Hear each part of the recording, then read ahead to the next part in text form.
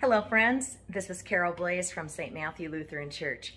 This week we are reflecting on Luke chapter 15, the very familiar stories of the lost coin, the lost sheep, and the lost son. I think that these are three of my favorite parables because I can relate to them so easily, and you probably can too. Who of us hasn't lost or misplaced an important item? And when we discover that we need or want that item, we indeed do light a lamp and search and sweep and open drawers and go through closets and check pockets and look under beds in hopes of finding that needed object. Perhaps the woman in the parable needed to make her rent or buy shoes for her children. Forget about sleep. This thing needs to be located. We sigh with relief when it is found. And who of us hasn't at one time or another worried about losing our children in a grocery store or in those goofy circular clothing racks in department stores? Or we're to meet our teenager at the end of a day at the mall and they don't show up. Or a parent is over an hour late driving to our house.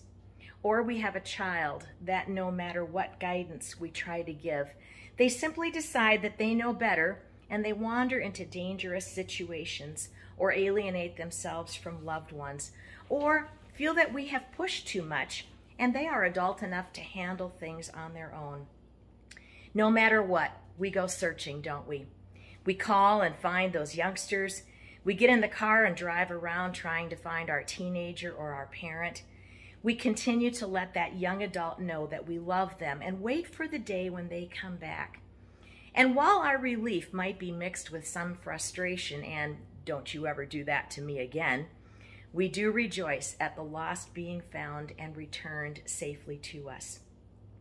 How much greater is the love of our Father in heaven, who does exactly that for us, for all his children, every single moment of every day.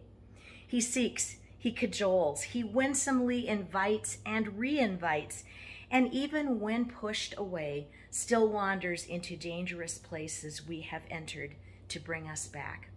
God is love and patience and forgiveness and kindness. His will is that all of us stay in close communion with him. God the Father's love for us made him send Jesus as the ultimate good shepherd, the seeker, the finder, and redeemer and rejoicer over the lost being found.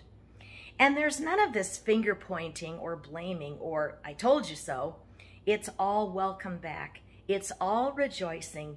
It's all showering us with love and blessings. Jesus laid down his life for us and counts us as his righteous people. There is no fear or worry or shame in our lives that can be bigger than God's amazing grace.